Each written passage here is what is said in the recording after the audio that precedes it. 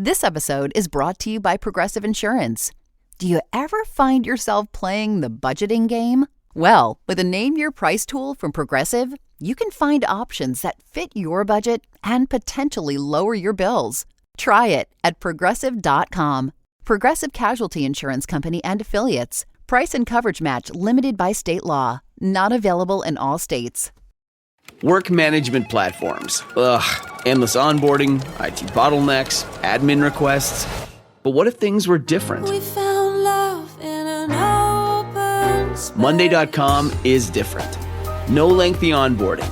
Beautiful reports in minutes. Custom workflows you can build on your own. Easy to use prompt-free AI. Turns out you can love a work management platform.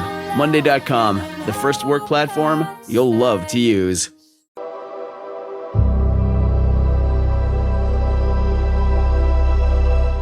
All right, so we're back with Ken and Mike, and it's been a busy week for Alcatraz. If you haven't been living under a rock, just a little bit. I mean, I remember we were texting each other over the weekend, and when Trump dropped the bomb on Alcatraz and saying that he wants to reopen it and use it for the worst of the worst again, it's just basically just repurposing it again, making it to come back alive. I mean, so we wanted to talk about that. And also we're going to talk about our interesting conversation, as they always are, that we had with Art last week.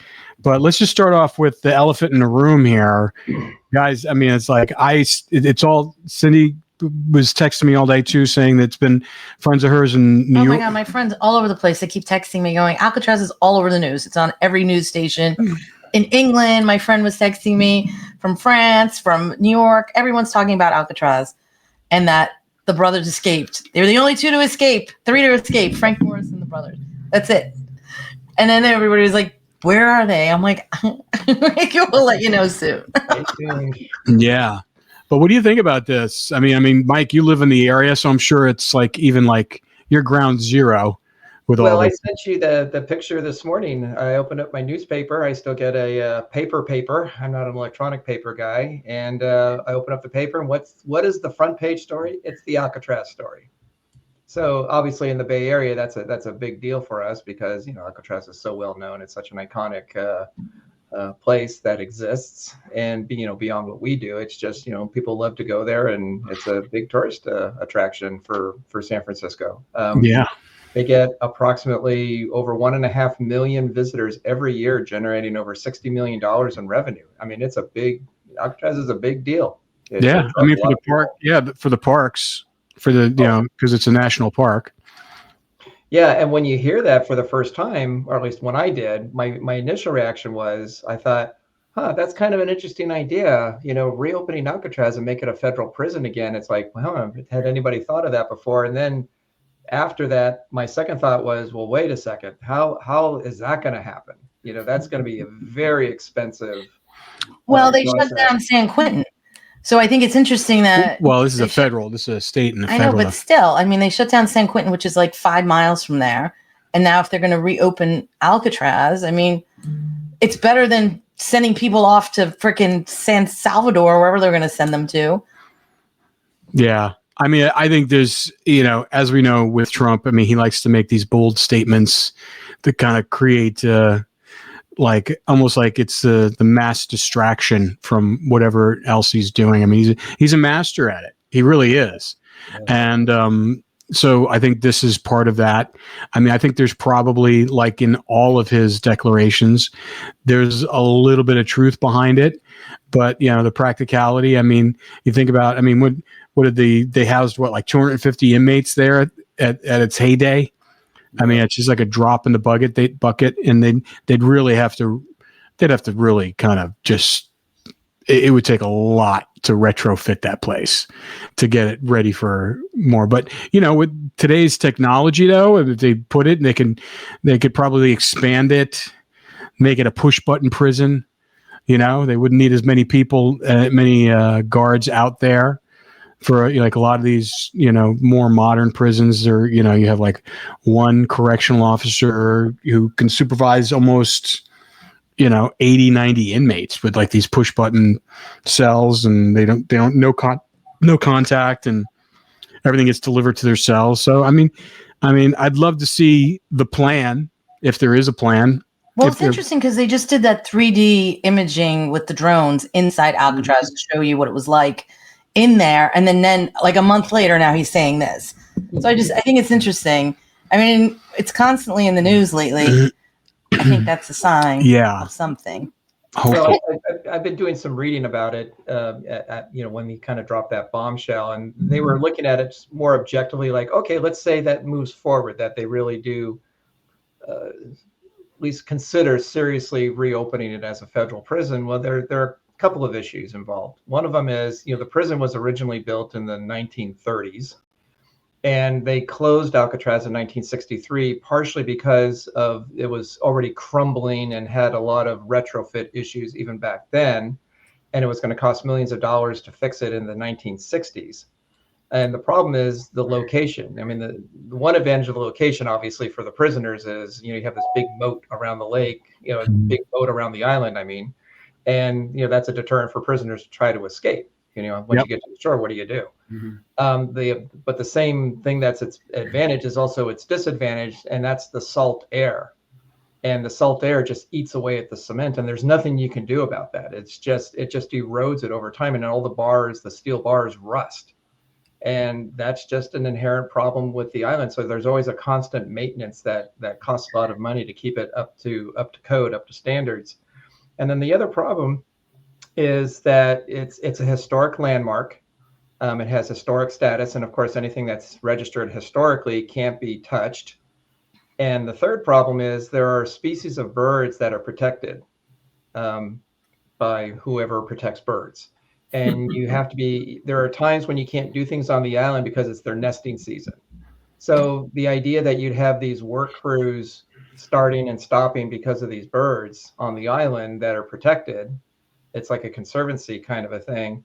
It would make it so impractical it would take years to build, tens of billions of dollars to either retrofit or expand, because Trump did say he wanted to expand it to house more inmates. Mm-hmm. It would be so impractical. And even if you did open it, somehow you managed all that and you did open it. Well, again, the problem is it's an island. It has zero resources. And so everything has to be shipped to the island. And when it had only 250 or so inmates in 40s, 50s, and 60s, there's a big water tower that's still there on the island. Well, that's obviously the water that they use for drinking, showering, and so forth, and washing and cleaning. Every week they had to ship in 1 million gallons of water to keep the prison going. 1 million gallons every week, every year that prison was open. And if you have more inmates, they're going to need more water and food and medicine and supplies and resources. Yeah. It all has to be brought to the island. So that's the other reason it closed. It was just far too expensive to keep it. Yeah. Running. Well, I mean, a lot of the prisons in California and everything, they're all in these remote areas, middle of California. And there's, a lot of this, all the stuff has to be trucked in anyway. Granted, it's not surrounded by water, but yeah, I mean, if let's just put it this way, if someone comes up, I guarantee you someone in the administration right now is coming up with some sort of plan on how to, because that's how it goes. And if a plan is presented where it's not going to cost like $1 bazillion, and if someone comes up with a logical plan, I mean, and he wants to do it. I mean, I'm sure he's a developer. So it's like if there's anybody who could do it, it would be him. Would be crazy? Prison and casino, they can make it a combo thing. He'll figure out a way how to make money on it. What'd be crazy is I sent him a signed copy of our book about 2 months ago. What'd be crazy is if the idea came from the book that I sent him. I don't know. You never know, Ken. It's probably been sitting on his desk. It's somewhere in the White House. I guess. I mean, I've never heard anything from him, but I did send him a copy of the book. So that might have got his creative juices flowing. And, you triggered this whole thing. You can use Alcatraz. You triggered this whole thing. Wouldn't that be funny to find It'd out? be hilarious. It'd be hilarious. But it is really unusual timing. I mean, because It like, is very why unusual. else? I'm trying to think. I mean, because like, you know, he's getting flack because of shipping people off to another country. You know, the violent illegal immigrants, and he was getting a lot of crap about Guantanamo Bay, and so I think it was Don Jr.'s idea. That's what I just read today. Was Don Jr.'s That's idea? what it said. One of the articles I read. Who knows if that's true or not? Maybe he got the book. Maybe he has the book. Maybe he did. All I know is I sent it to the White House. I addressed it to Donald Trump. I signed it to him.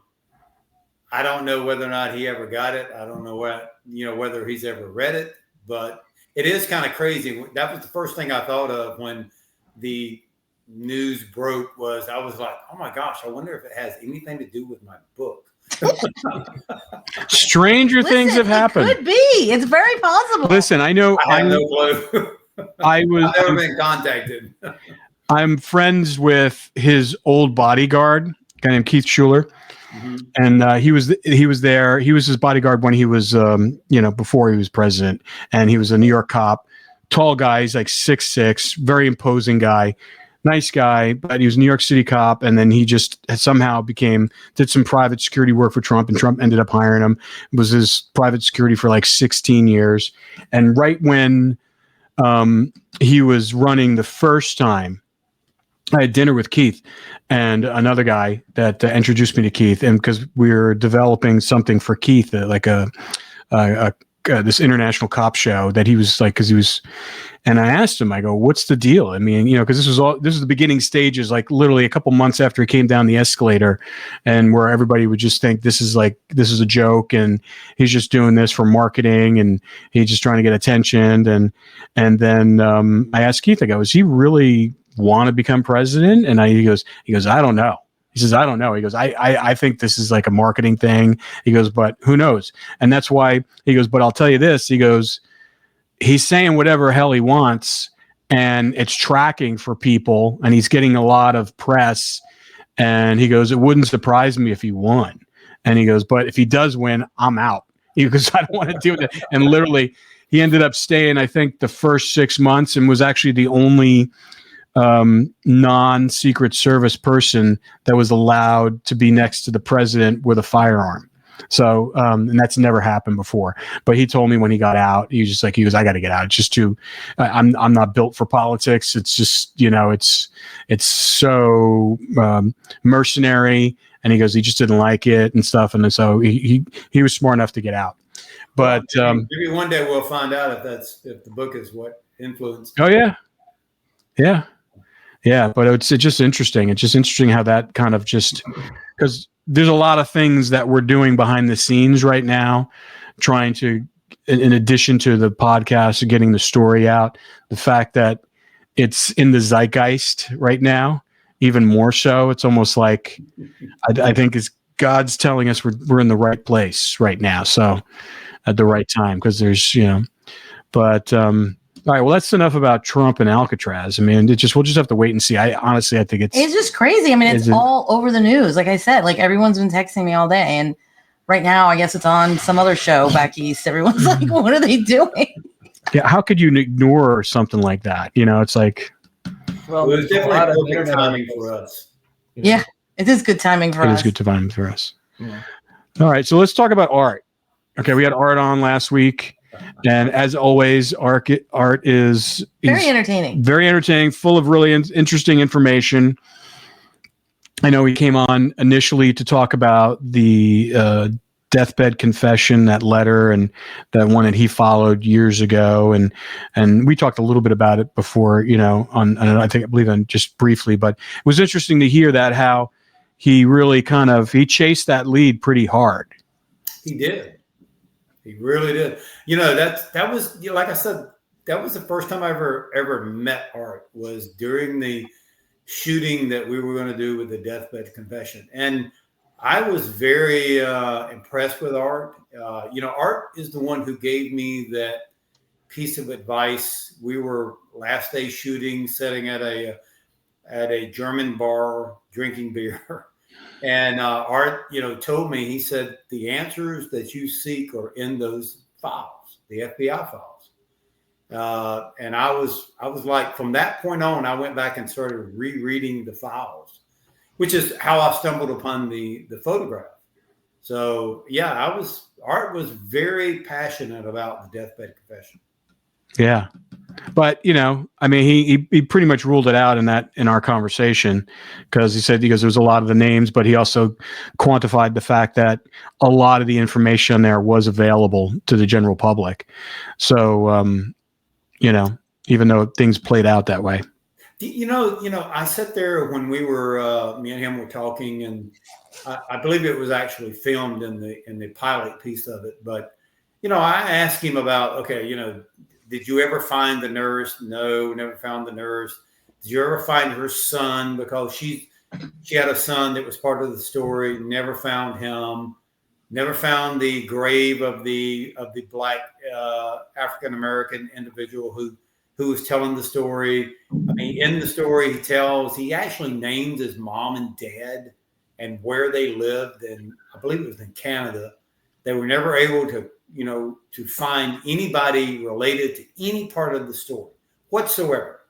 And I was just like, well, then why are we following this?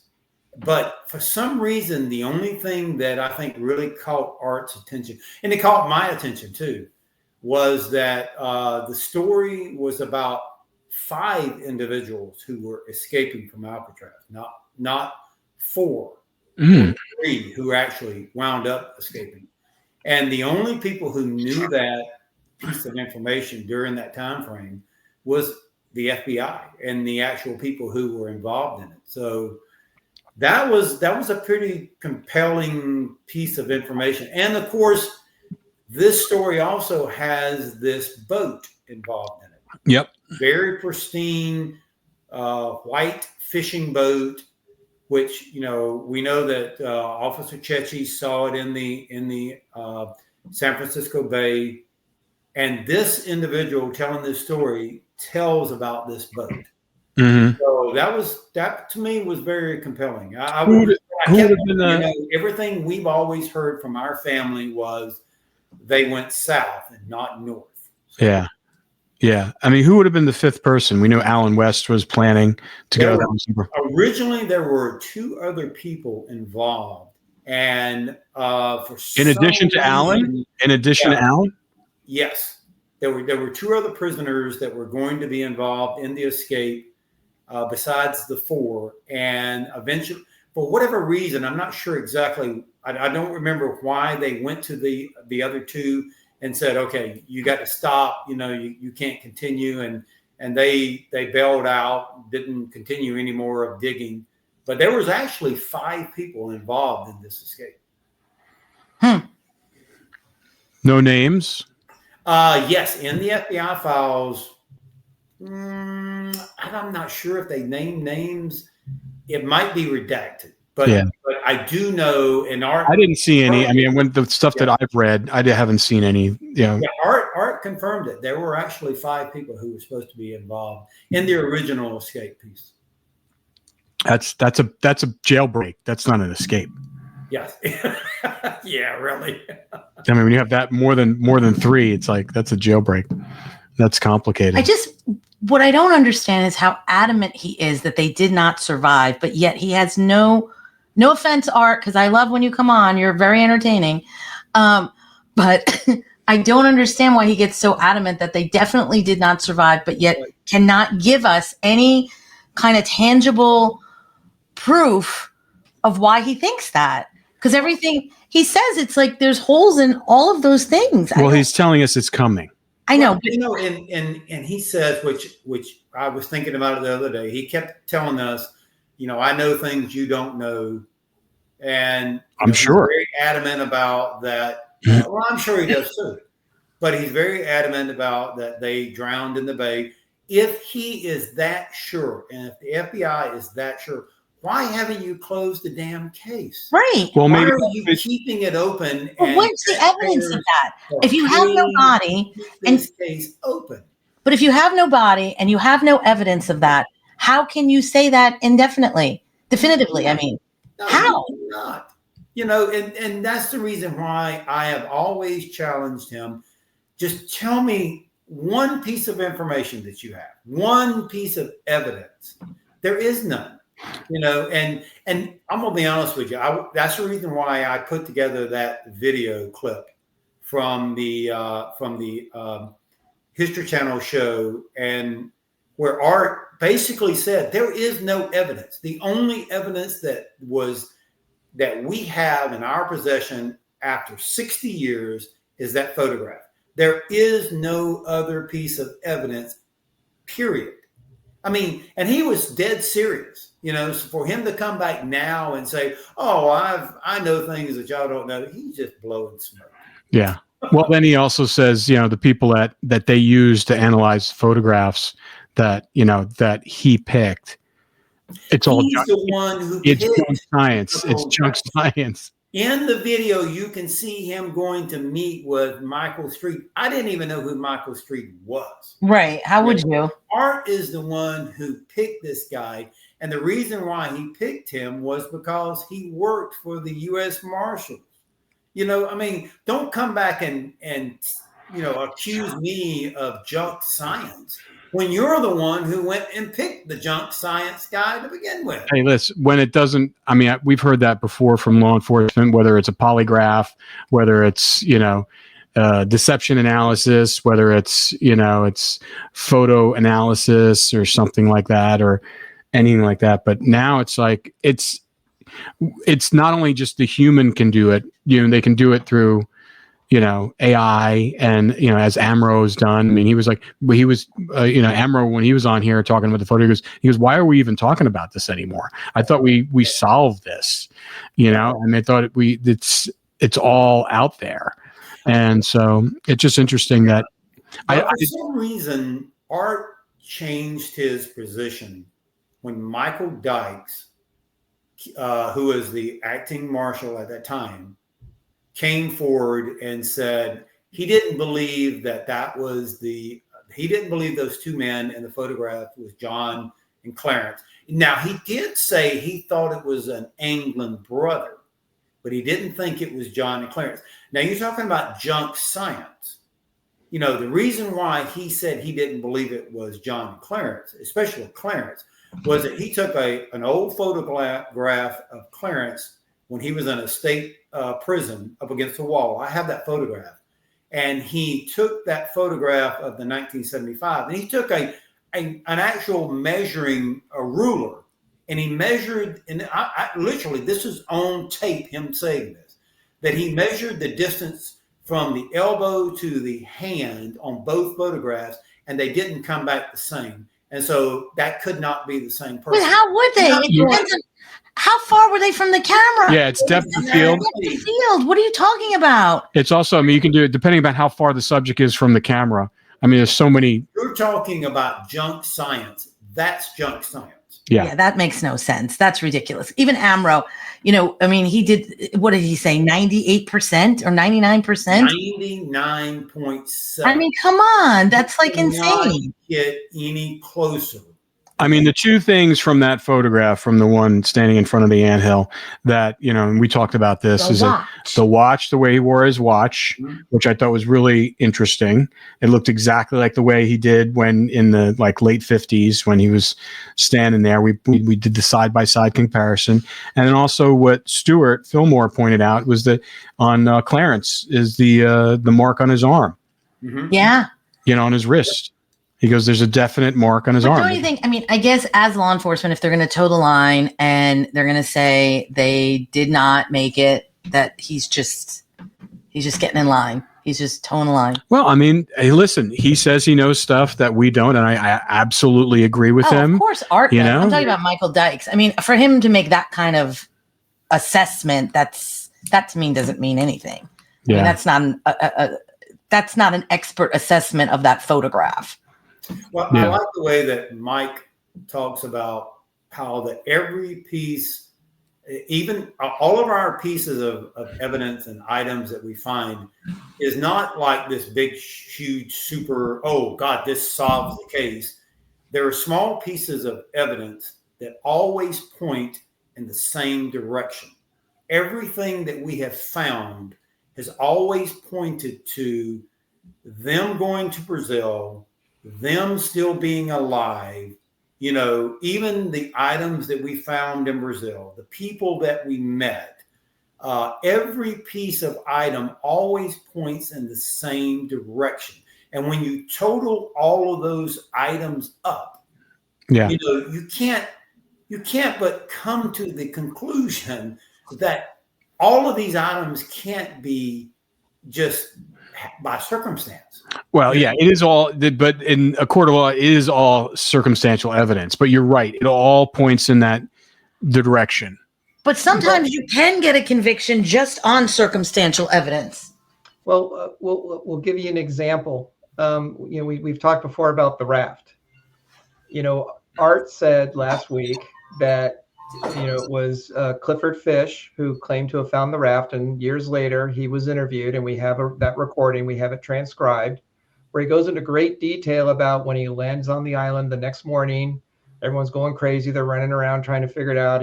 He and Olaf get on the boat, just go look for him, and they figure out, well, you know, based on the tides with Olaf's expertise, that the raft would be in the vicinity of Angel Island. And so they go looking there, and of course they find it on the beach. And then he describes how, you know, Olaf stayed with the boat, and they also found the blood at the bottom of the boat. Didn't know where it came from, and it was a lot of blood. And he goes into the woods nearby to look for him, and feeling very exposed and nervous, because if they had guns, they could have jumped him and killed him. Nothing he could have. So he was recalling a lot of very specific information. But no footprints. Right, no footprints. And then, you know, they take the boat back to, you know, to Alcatraz, and everyone's examining the boat. So that's verifiable information. And then of course, the next day it disappears, and it's never spoken of again. And Art just says, well, he was wrong. I have other information that says that's totally not true. Like, okay, well, let's say he's wrong. He's an older person. He's got foggy memories. He really believes it. He didn't waver at all in his story. Right. No. But if that was our only person, then you can make the argument that he was mistaken, or he made it up, or he's just has dementia and he doesn't know what the truth is anymore. But we also have the APB report from the police from the next morning, June 12th, that says specifically that the raft was found on Angel Island.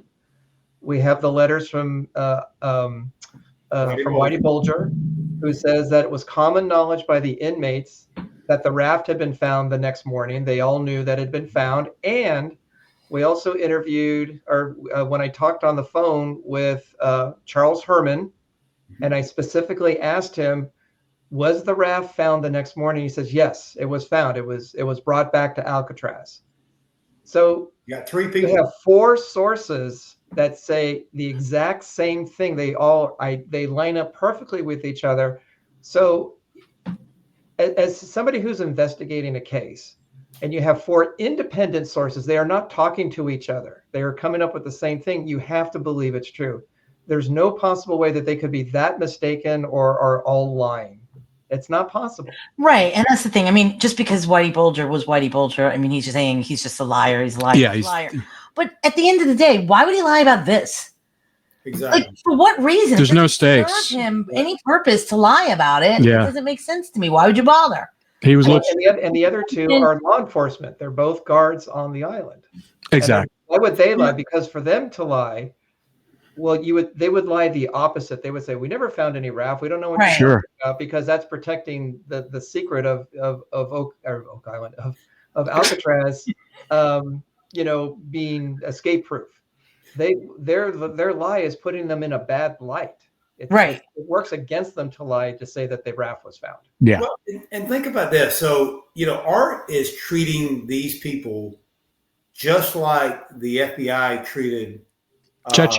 Mm-hmm. They came to him and told him, "You're lying. You didn't see what you saw. Your story isn't correct." It's like, are you ever going to believe law enforcement people? People that actually were part. I mean, you've got a San Francisco police officer who saw exactly. That it's not like he was lying. Yeah, it's not Alcatraz guard who said he found this, and they say, "Oh, you're lying." Like, right? Are you serious? Mm-hmm.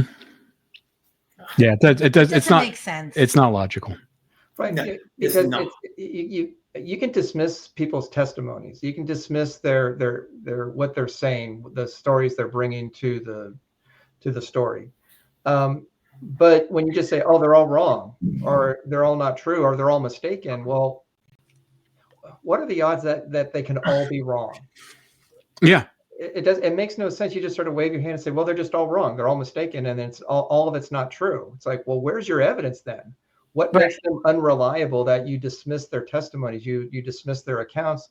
Something in their past, like he said, well, all criminals lie. Like, well, yeah, that's probably true. They probably do lie because they're criminals. That's just their nature. But you got to look at the context of where Whitey Bulger was. He was locked up for the rest of his life. He was basically he wasn't going anywhere. And I think how long after that you had those long correspondence with him did he get killed in prison? My last letter was probably about 6 months before he got killed. Oh, wow. Okay. So, like, what year did he die again? Because I remember 2013. I was 2019. 19, I think. 19, because 2013 I was doing this thing for Discovery, and I was doing it on all the Whitey Bulger guys that are still around in Southie, and I was with Pat Nee, who was one of his guys, and he actually had Pat Nee right in the middle of shooting. Pat Nee got subpoenaed for Whitey's trial, so we actually covered that during that period of time, and and also I met Kevin Weeks, who was one of his hitmen, so it's like it was an interesting time to be in South Boston when all that happened, when this guy, basically the king of Southie, was coming back and he was getting tried in federal court. But, I asked a lot of information. I should probably call Pat, see if he's still, I don't know if hopefully he's still alive, but he maybe he would come on the podcast. Yeah. I mean, hopefully, he has a ton of information about Whitey. Obviously, he was part of that gang, and then him and Whitey became at odds, and they were going at each other and stuff like that. But Pat Nee spent some time in prison. He got caught like running guns from Ireland to Boston and on a boat. So I think he believes that, I can't remember it, but I think something that had to do with the fact that maybe Whitey set him up.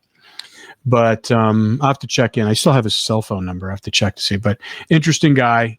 But yeah, I mean, there's no motivation at that point in Whitey's career, he was not going anywhere. He knew he was going to die in prison, and what does he have to gain by lying to you about what your uncles did? Work management platforms. Ugh, endless onboarding, IT bottlenecks, admin requests. But what if things were different? We found love in an open space. Monday.com is different. No lengthy onboarding, beautiful reports in minutes, custom workflows you can build on your own, easy to use prompt-free AI. Turns out you can love a work management platform. Monday.com, the first work platform you'll love to use.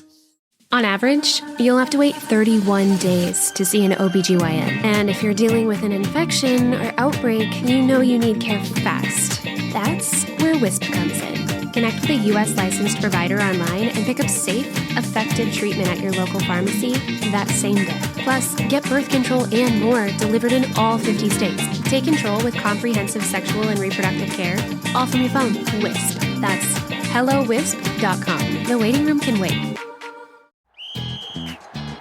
Hilton brings you new ways to stay, with experiences that let you capture the glory days. Introducing the Graduate Hotels.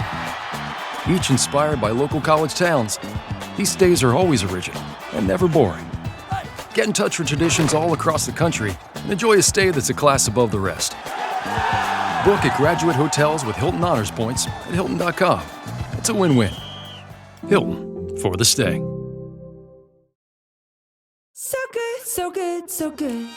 New markdowns up to 70% off are at Nordstrom Rack stores now. And that means thousands of can't-miss deals just in time for summer. The denim section is unreal. Why do I rack? All the dresses. I always find something amazing.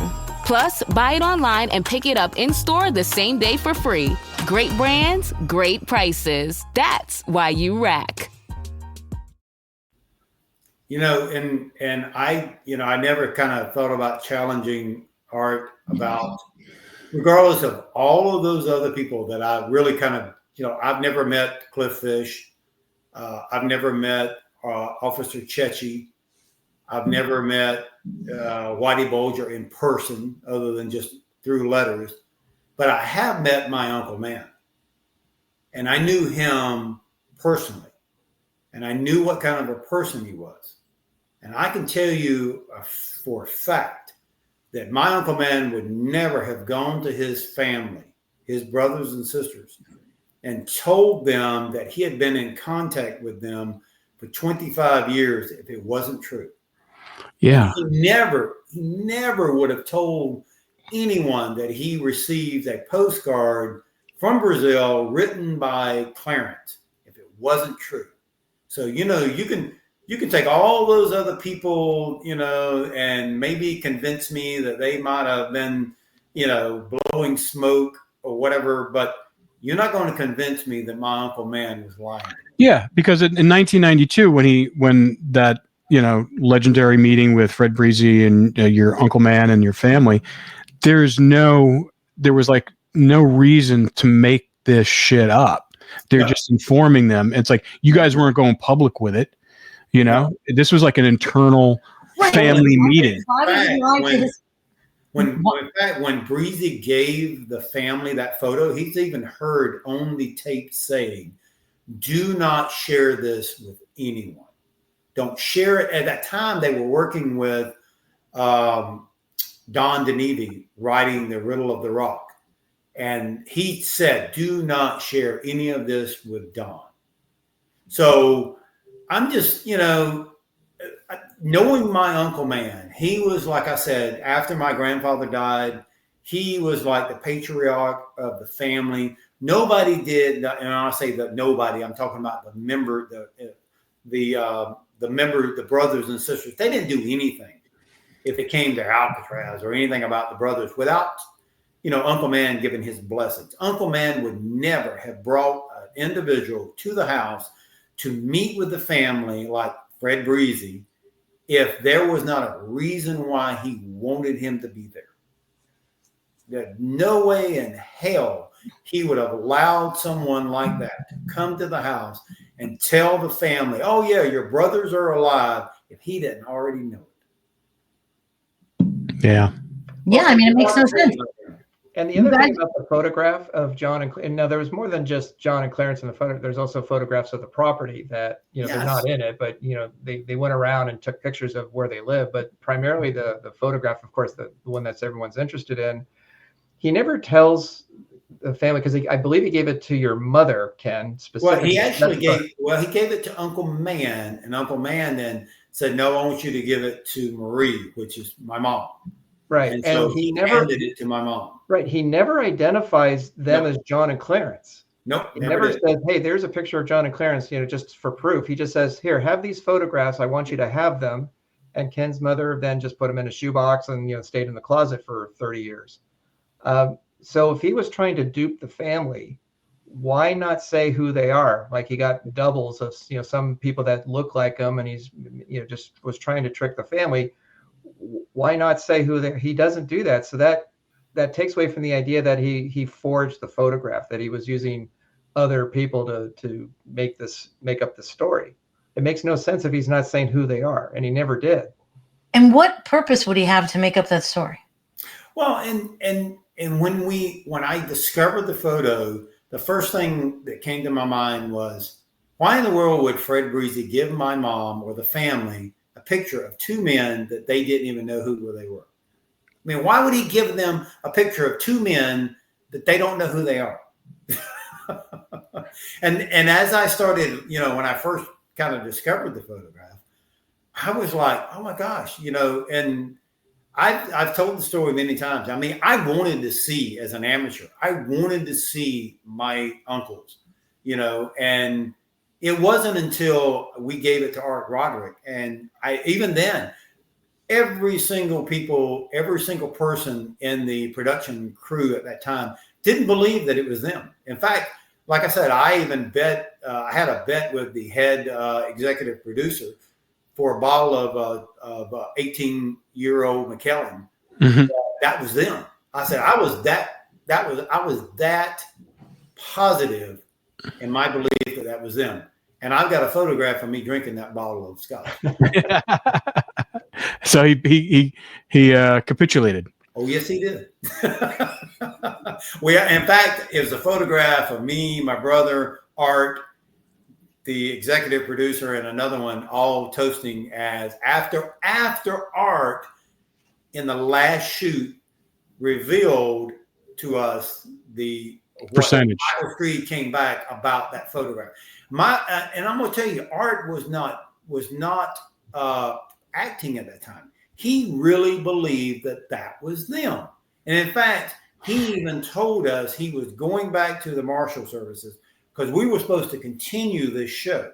History Channel was supposed to continue. Yeah, I remember you said that. Yeah. We were supposed to be going down to Brazil to find them. That's how convinced Art was. Now, you tell me why all of a sudden he's changed his mind.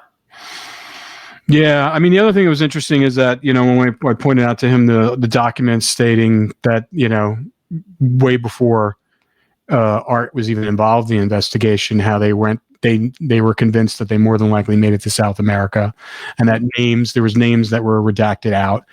And he goes, well, we would have found them. He goes, we had a red notice on Interpol. It's just, but literally he goes, because they had their fingerprints. I mean, fingerprints you can get rid of. Mm-hmm.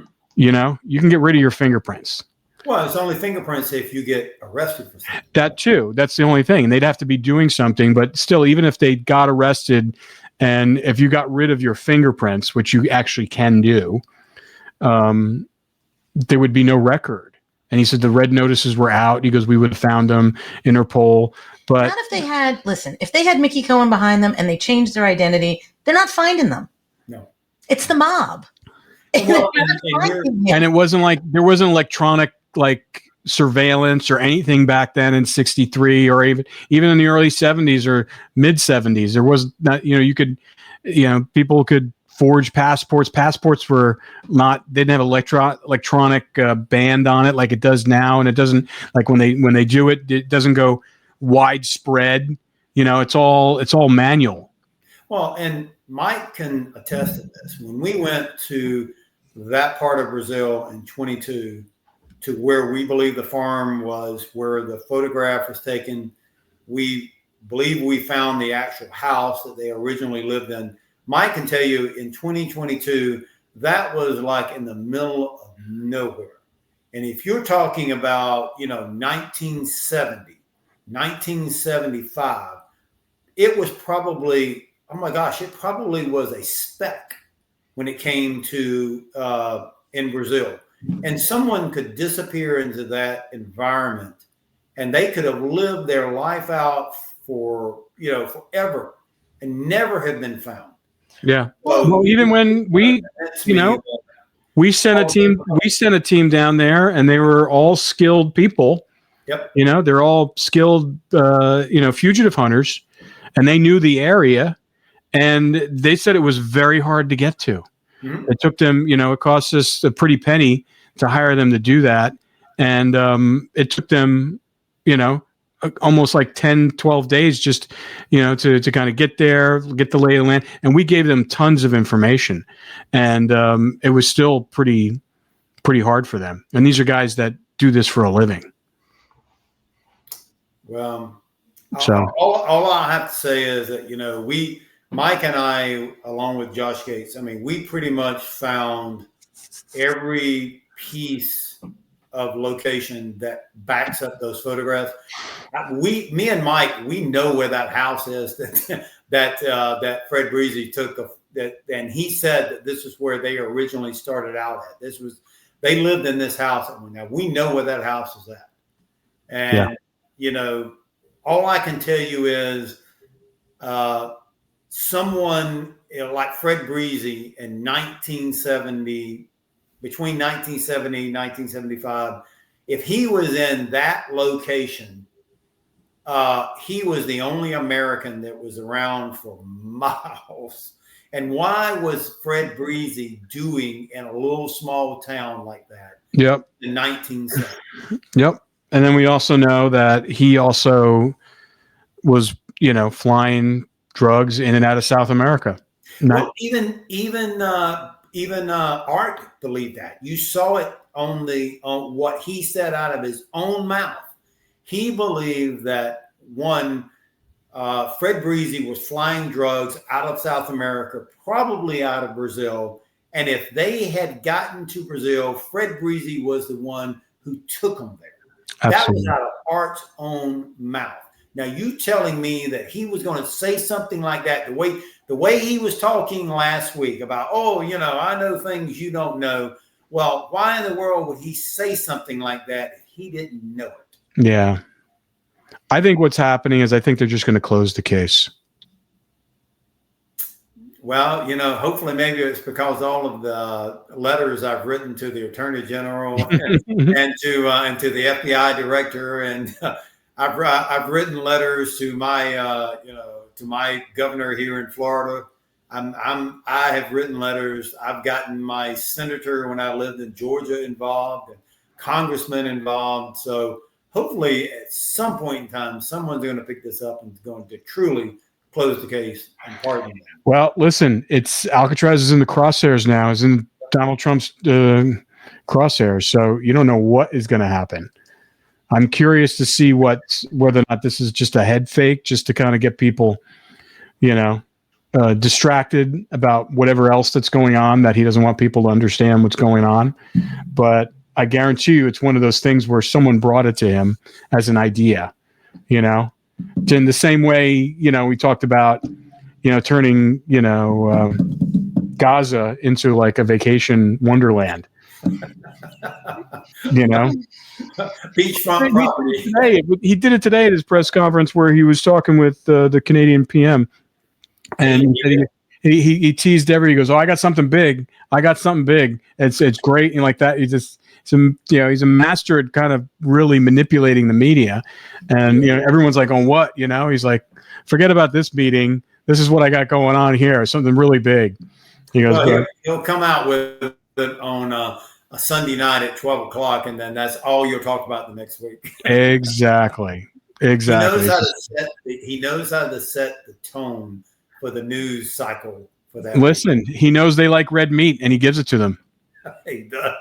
Because then they can do whatever they want with it. The right will hail him, and the left will bash him, and they'll just keep on going back and forth. Well, Alcatraz is a big piece of meat.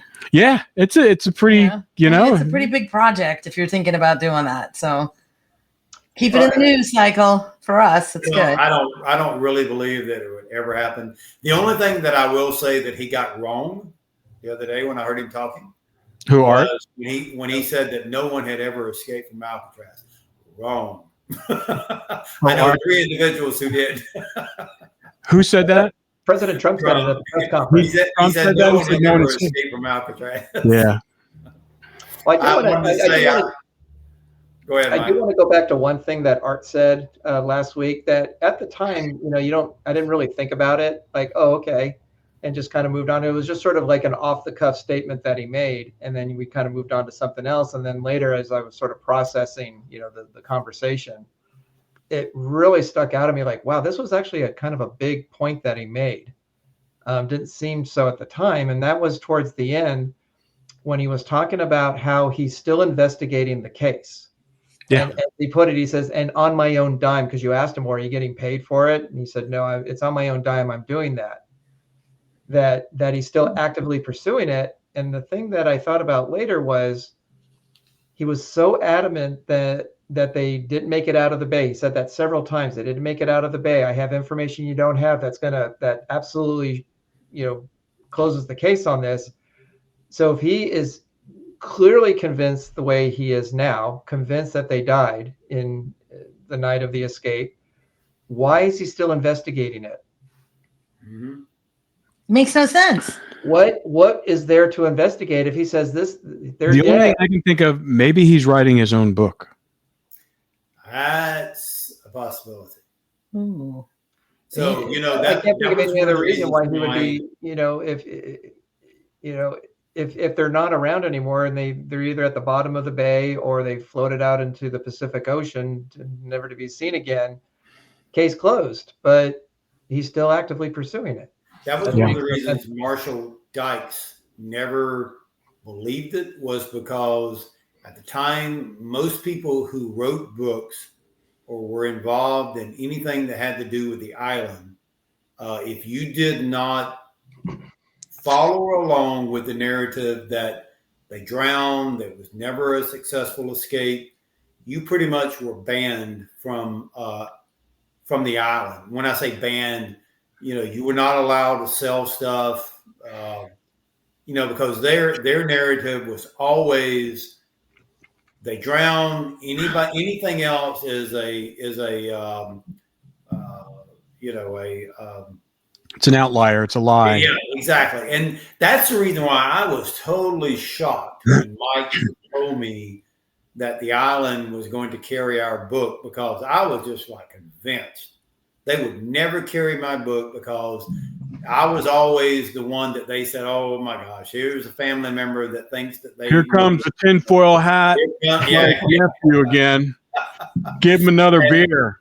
And when they invited us out to go sign books, I'm gonna tell you, I'm totally blown away by the island right now. Something has changed out there. I don't know what. Listen, you guys, it's not like you kind of just threw this theory out there. You guys did your homework. I mean, it's like it's very well cited and sourced, and it's like you make a compelling argument. And like I said, I mean, like we said this to Art, I go, the first time I go, I'll put their book up in a court of law, and then you can go get on the stand and tell your story. And it's like, let the jury decide. But, he just, what he's been teasing us with the last podcast, saying it's coming out soon. It's coming out soon. I don't know. I don't know what he's got planned, or whether or not, and the fact that he's still kind of entrenched into the Marshal Service, which is interesting, because not all friends of ours that are in Marshals, I mean, they're not that connected anymore once they retire. But I guess because of his level, and I'm sure he still has a security clearance, and because he said, he goes, if you guys, if you had a security clearance, I could read you in on all this stuff. And but I don't. To me, it's just like, what is the big secret here? That's what I don't understand. I don't understand. What is the big secret that everybody's pulling back? Because if it's the big secret is him saying that they drowned in the bay and they have proof drowning in the bay. Right. But he doesn't say that. Right. He doesn't say he has that proof but he says, even if he had proof that they made it down to Brazil, what is the big deal? This isn't like some conspiracy. Oh my gosh, this is going to break national security secrets. Like, what is the big deal here? Yeah. It's definitely not the Kennedy assassination. Oh my gosh, this is going to be national security implications if we tell you what we know. Exactly. Are you joking me? Yeah. Well, 3 prisoners that escaped from a prison. Exactly. The other thing that's interesting is that he, because we always bring it up with him, it's just about the fact that, Supreme Court Justice Earl Warren, that, and he says, no, that's never been every federal person that we've talked to on the podcast and outside the podcast. Never been done. Never heard of it ever been done. Right. And some of them are shocked when they hear that it was done. Right. Exactly. That's the reason. That's the only reason why I would almost kind of believe that Art and them know things. And I've always said that the FBI has always known where my uncles went and Frank Morris went. And you go back into why, is there a bigger story than Alcatraz here?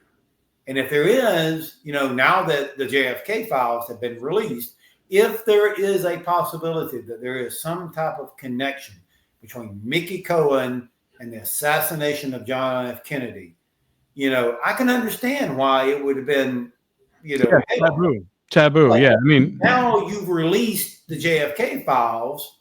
Why is there this, if it is, they haven't released all of. They haven't released all of them. They released it, they're doing a dump, and I think there's still plenty of documents that they're sitting on.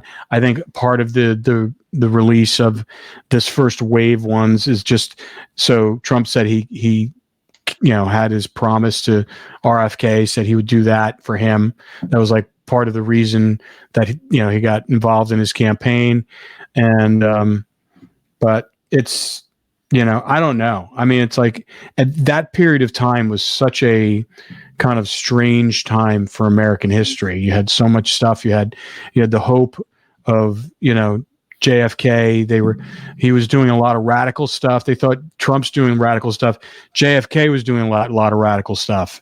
I mean, he wanted to get rid of the CIA. He wanted to, because they made him, look like ridiculous during the Bay of Pigs, and he just felt they had too much power. The industrial war complex, he felt like that. So it was like, they wanted, he was bridging the gap between, the whites and the blacks. They didn't want that. They wanted that, and that's why, they believed that, it was getting too close. And, that's why they got rid of him. They got rid of MLK, all those other things. There's so much turbulent time, the beginning of Vietnam, a war that basically CIA created. There's apparently, I haven't seen it yet, but there's a great documentary. It's on Netflix right now about Vietnam. I mean, I was friends with a guy named Frank Snepp, who was the head CIA chief in Saigon and conducted all the interviews with the MVA. The VC, the Viet Cong, and like all the high level guys, and it was amazing. He became a news broadcaster after he got fired from the CIA because he wrote like a 1,000-page book, basically, which he never did back then. He was like the first one, so he got sued by the government and stuff like that. So he said it was just awful of what they did, and he wanted to expose it. So they went because they weren't getting. It was like. They weren't getting the right intel because they were torturing people up. And he was like one of the last people off in the planet. So the time period was just so tumultuous, and you could hide things very easily. I mean, they had the press bought and sold back then. They wouldn't do it. If the government came and said, don't do this, they wouldn't do it. And to a certain extent, there's some of that continues to happen, but it was literally, there was no one kind of unearthing all this information on, independently. They could keep these secrets for a long period of time, if they just shut everybody up or they threatened them and that kind of stuff. And it all comes down to, I think it was like that period. And the fact that these guys escaped from, the crown jewel of the federal bureau system, the Bureau of Prisons was crazy. And the fact that it closed shortly thereafter, is even more telling. This government that you just described is the one that Art said that we should trust, and we should not believe Officer Chechi and Cliff Fish and other people that came forward to say what they said. Oh no, they're wrong. You should believe the FBI and the CIA and the federal government at that time to tell the truth. Yeah. There again, you just laid out why I don't believe anything that they had to say. No, I mean, there was no benefit for them to kind of expose this. But anyway. Oh, well.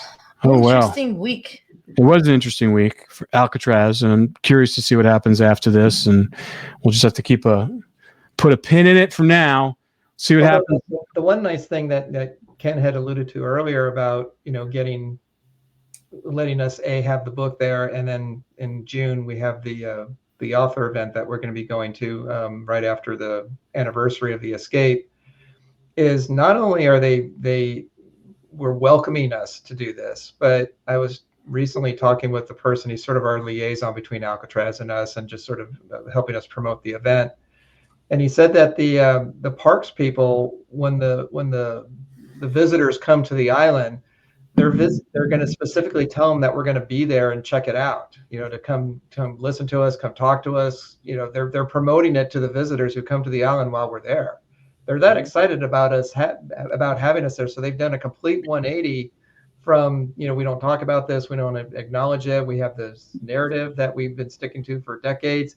Now it's like, come hear some other ideas, some other thoughts about what happened. You're no longer the black sheep. Right. So they've had a change of heart. They have. Like I said, I mean, you guys did that book is very great. It's very thorough. It's a very good case. I thought you're either really good liars, or you've done your homework. They did their homework. It's really well and written. it'll be interesting to see what Art comes up with. I'm curious. Well, but till next week, who knows what's going to happen? Exactly. All right, guys. Thank you.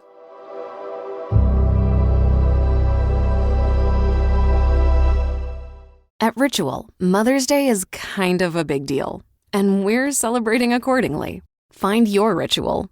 If mom needs a bit of stress relief, digestive support, or is looking to support glowy, smooth skin, do it today with 40% off your first month for a limited time at ritual.com/podcast. That's RITUAL.com/podcast for 40% off your first month. These statements have not been evaluated by the Food and Drug Administration. This product is not intended to diagnose, treat, cure, or prevent any disease.